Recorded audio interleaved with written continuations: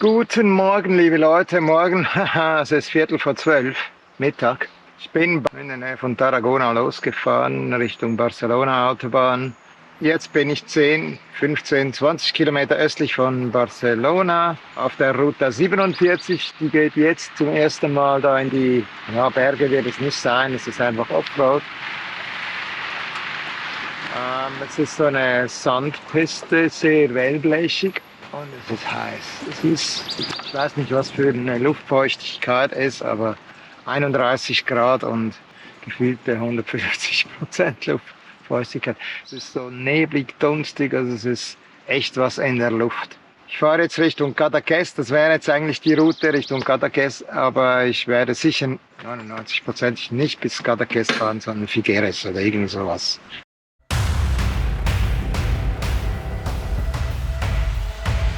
Ja, was denken wir denn? Wo könnte meine Route lang führen? Mal wieder durch ein Sonnenblumenfeld. Wunderbar. So, da haben wir noch mal richtig was drin. Echt nicht einfach. Single Trails fahre ich ja eigentlich nicht. So viel zum Thema Route 47. So, fertig für heute. Ich gebe auf. Punkt. Ja, eigentlich ist ja genug.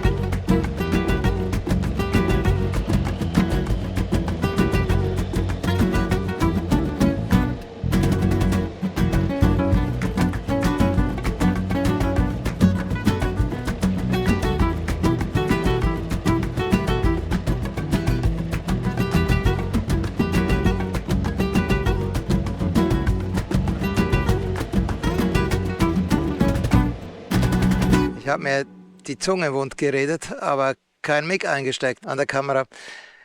Die erste Hälfte hat mir überhaupt nicht gefallen. Das war sehr viel so hart gepresster Staub mit viel Wasser innen drin, Schläge ohne Ende.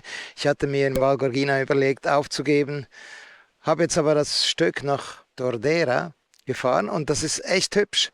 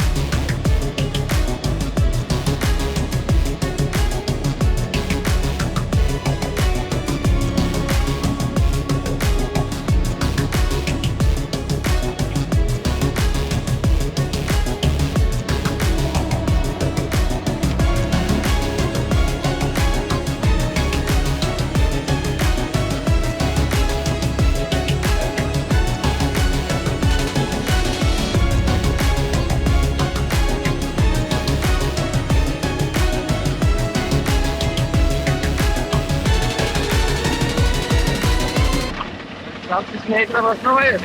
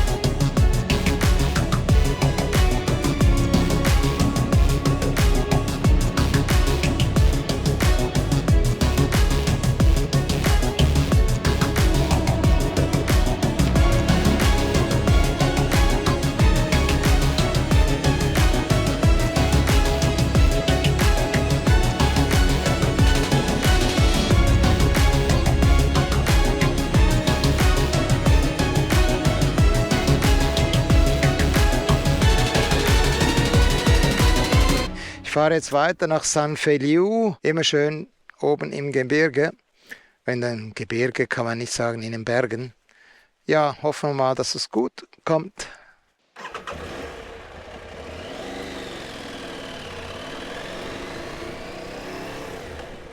Also es waren bei weitem nicht immer solche, es gab mal zwischendurch solche breiten Pisten.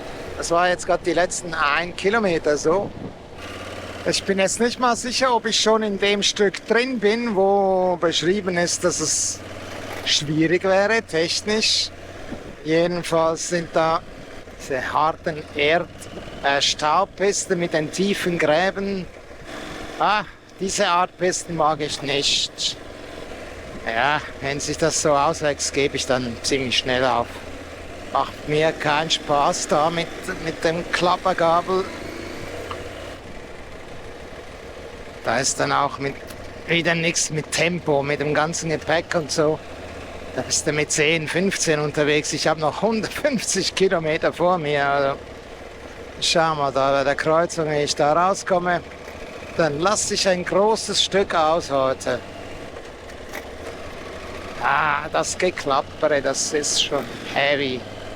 Bin ja gespannt, ob ich das hinbekomme. Also ich sicher nicht, aber den richtigen Experten für bekomme. Es ist eine wilde Gegend hier, super ausgewaschene Sachen. Jetzt hier unten auch sandig. Da war eben eine doppelt so lange Steigung mit tiefsten Rinnen. Gemein sind diese Gräben dazwischen. Da kannst du nicht wirklich mit Schwung hoch.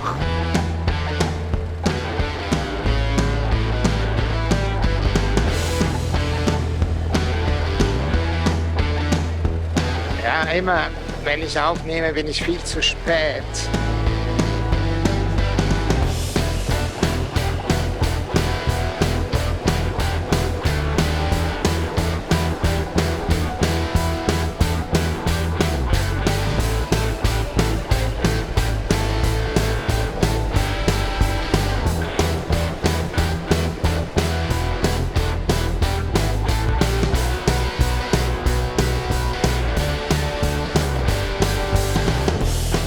Das ist alles im Vergleich zu vorher easy peasy.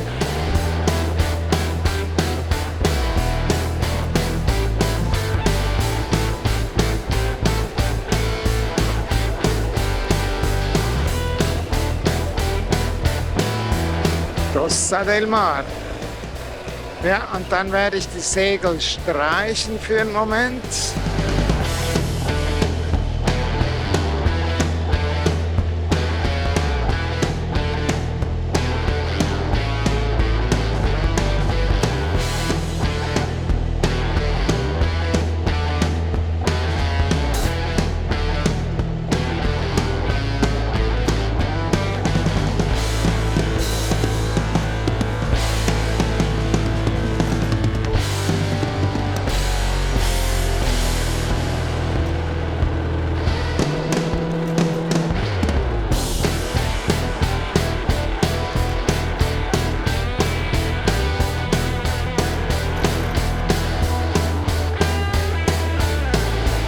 Also eigentlich habe ich jetzt ja 40 Kilometer Route 47 ausgelassen, weil da stand, es wäre eher schwer.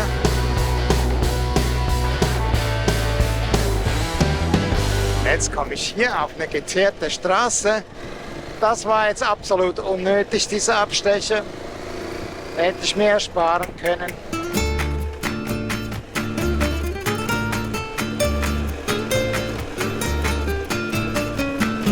Ach, mal wieder durch ein Sonnenblumenfeld.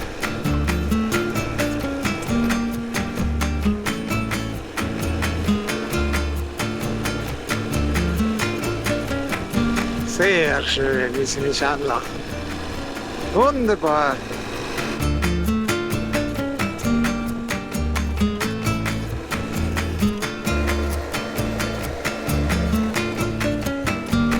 Auch mal wieder schön so offene Landwirtschaftspisten. Gefällt mir immer wieder mal so zwischendurch.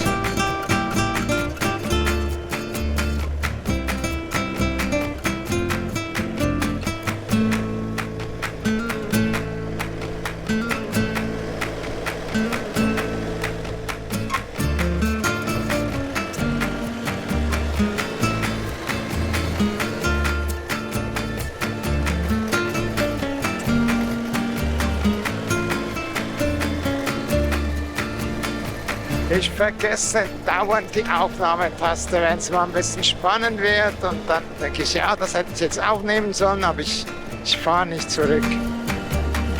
Mache ich nicht.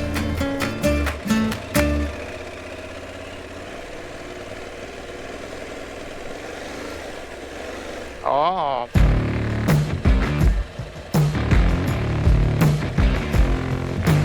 Single Trails fahre ich ja eigentlich nicht.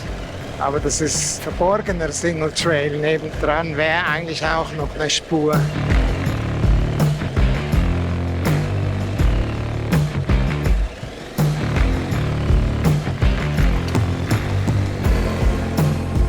So viel zum Thema Route 47.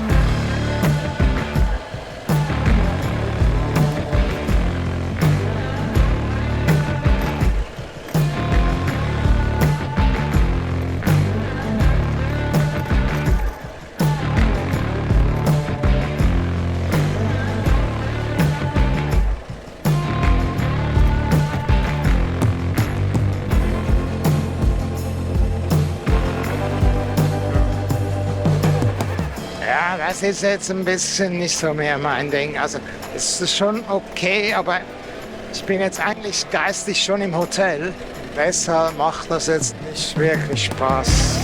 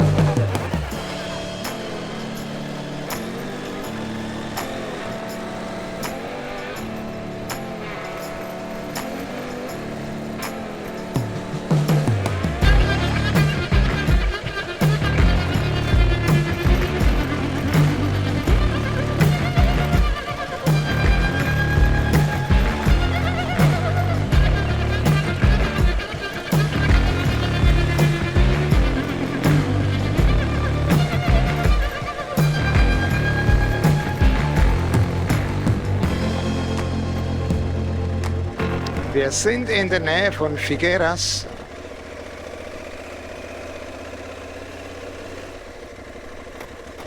Aber doch mal noch mal ein richtig Abenteuer vor Feierabend. Schauen wir mal, dass es nicht zu ausartet.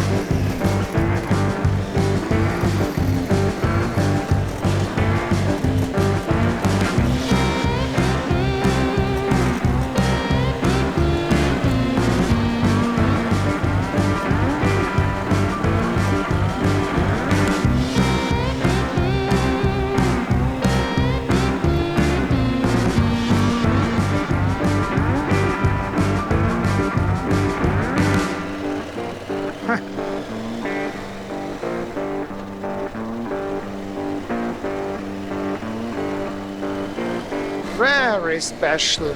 Es macht mir Spaß, dass ich das irgendwie so locker hinnehme alles.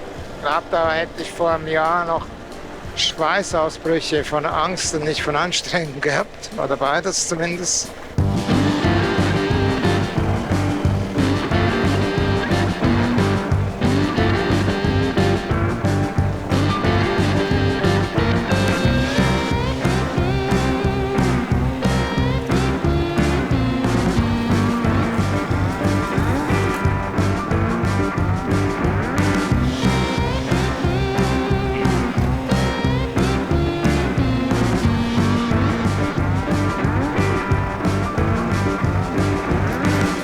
Eigentlich war mal 18 Uhr Hotel angesagt, jetzt sind es schon 18:20 Uhr.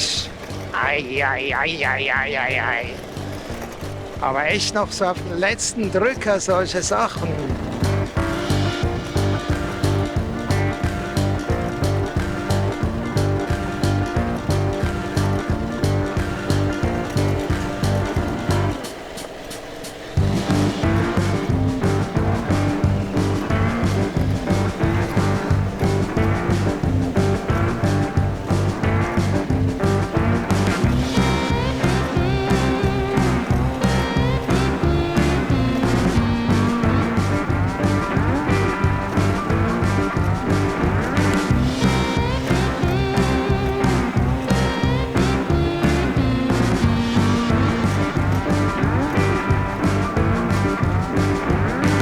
Sie bestürzen da kurz vor der Straße. So, fertig für heute, ich gebe auf. Punkt. Ich habe die Zahlen nicht, aber ich war einiges über 1000 Kilometer Offroad jetzt in Spanien unterwegs in den letzten 4, 5 Wochen. Das hat mich nie hingelegt. Und ich habe nicht nur einfache Sachen gemacht. Es hat Spaß gemacht, es war sehr anstrengend, es war scheiße vom Wetter her. Es war kaum mal schön angenehm, entweder zu heiß oder vor allem zu nass. Soweit mal. Vielleicht mache ich dann morgen noch mal ein Resümee. Da hatte ich noch mal richtig Freude an einem schönen Feldweg.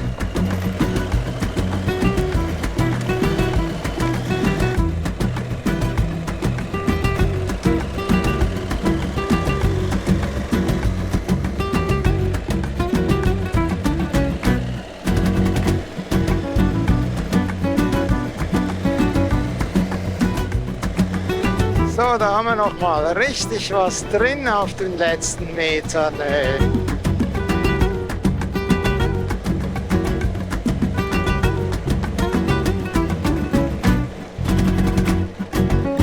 Schauen wir auch mal noch gut.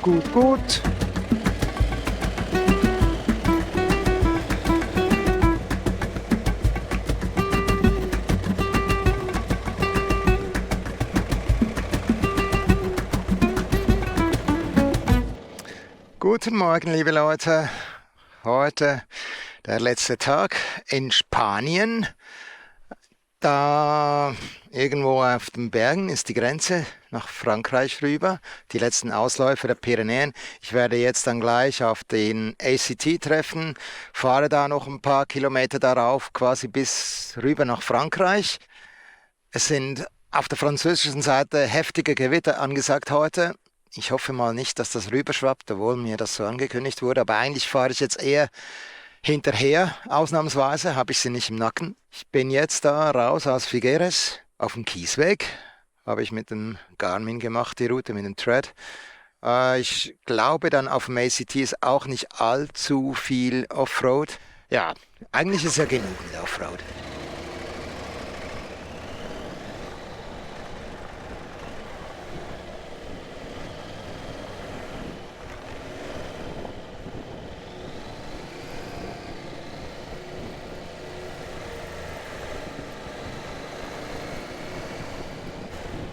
Da irgendwo da hinten ist Cap de Creus, Cadaqués, da wo ACT, Route 47 beginnen. Und das war's schon mit dem ersten Offroad-Abstecher.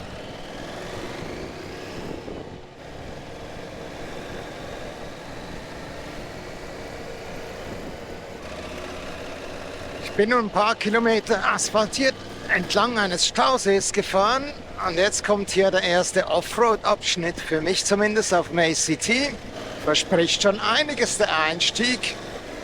Auch der ist als einfach ausgeschildert, dieser Teil ACT, wobei bei ACT, ich kann das nicht ganz nachvollziehen eigentlich. Die fahren das ja mit großen, schweren Maschinen. Was die als einfach bezeichnen, ist für mich dann schon mittelprächtig, muss ich sagen.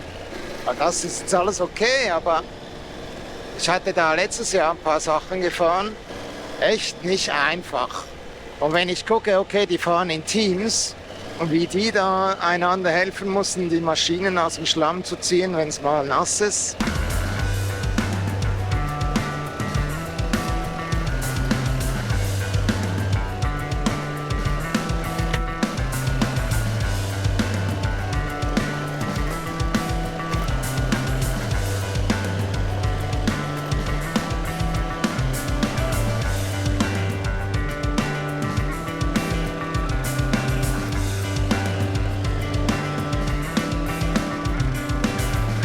Wechselt hier also auch schnell die Unterlage.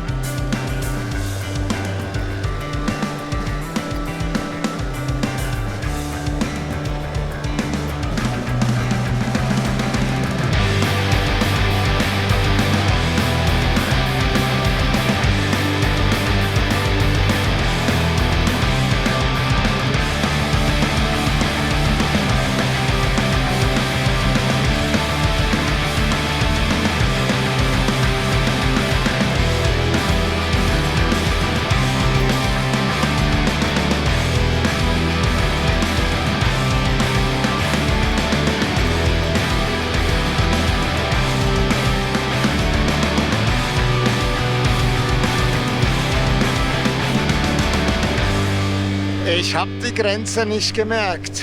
Plötzlich ist etwas Französisch angeschrieben. Zurück in Frankreich. Ich werde da noch mal einen Pass fahren, Offroad ein Stück, noch was ausprobieren, wenn es denn das Wetter erlaubt.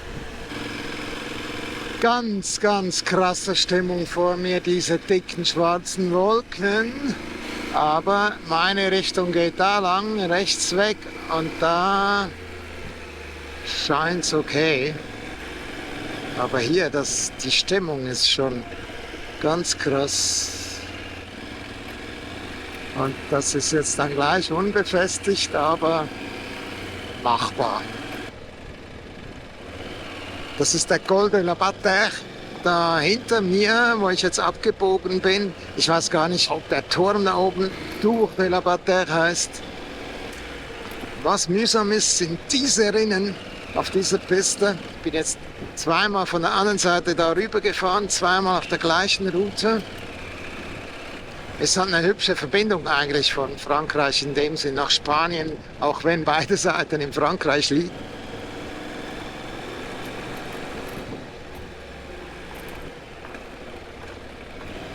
Ich fahre jetzt 30 und wenn du viel schneller als 30 fährst, brauchst du noch mehr Federung als die Aprilia. Kannst du dann springen. Viel schneller geht da echt nicht.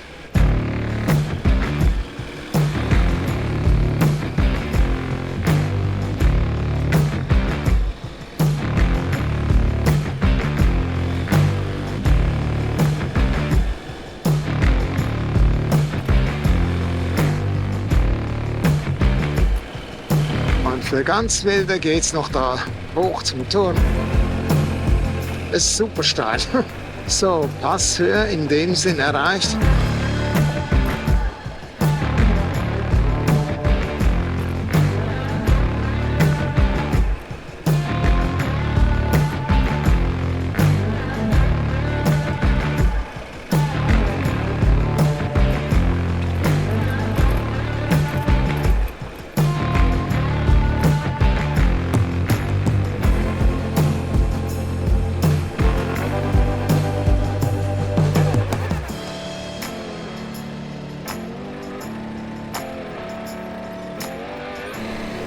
Und das ist die Piste, die ich jetzt zweimal gefahren bin.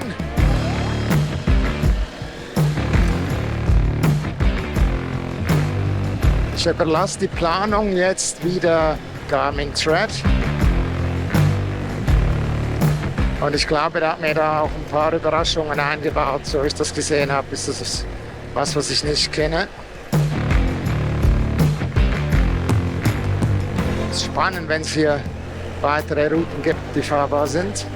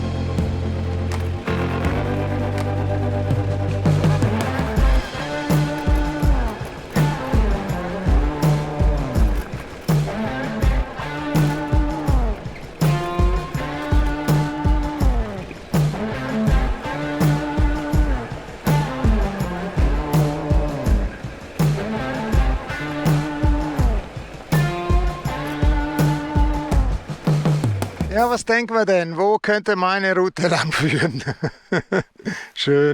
schön, meine Route. Ja, Garmin lotst mich jetzt hier nochmal eine Offroad-Piste runter. Habe ich nicht mit gerechnet. Das war auch bei Bastide, heißt der Ort da oben. Es war erstmal asphaltiert, dann immer schlechter Asphalt und jetzt kein Asphalt. Zuerst eine schlechte Piste, jetzt ist wieder ganz okay. Das geht jetzt da so in diese Schlucht, Tal, was auch immer rein. Bin gespannt, ob ich da lang komme. Das wird jetzt immer wilder.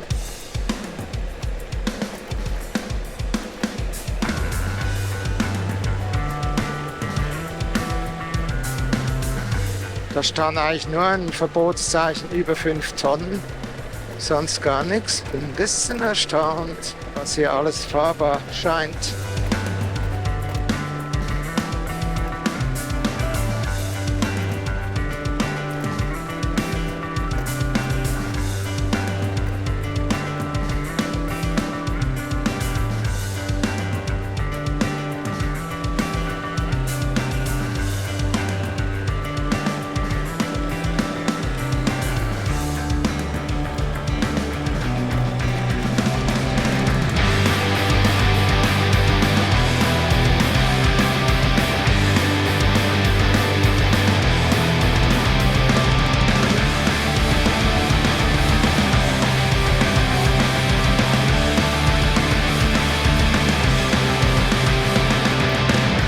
Jetzt sind es nur noch 3 Tonnen. Also die Berechnung, die Zeitberechnung vom Garmin ist mir noch nicht ersichtlich. Legt mir pro Fahrzeit eine Minute drauf, pro Minute Fahrzeit. Also war mir schon klar, dass das nicht stimmen konnte da oben, wie ich das eingegeben habe. Aber das ist jetzt ein hübscher Weg. Hat sich ja der Abstecher durchaus gelohnt.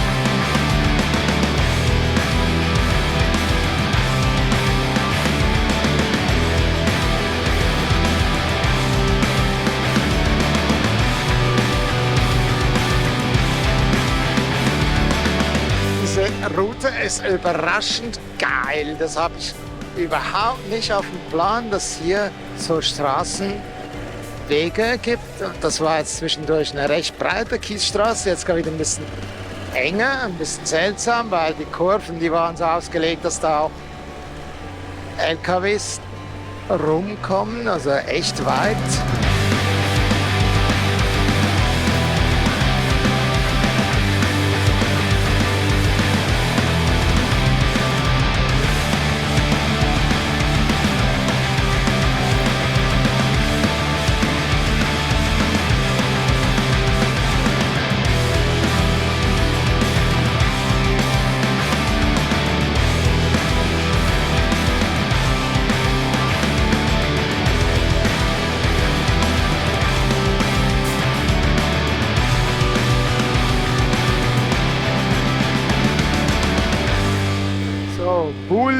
Damo heißt das hier. Also eher der Ort da unten.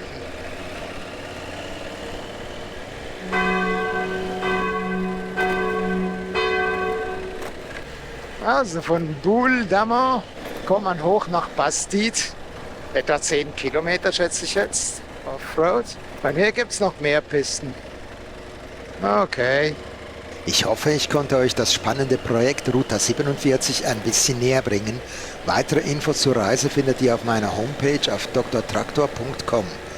Ebenfalls findet ihr dort die Links und rechts zu den Routen inklusive der Möglichkeit, diese GPX-Dateien direkt und bei einer Mitgliedschaft gratis von Wikiloc herunterzuladen. Natürlich freue ich mich über jeden Kommentar, jedes Like und auch wenn ihr meinen Kanal abonniert, um keine weiteren Videos mehr zu verpassen. Tschüss derweil.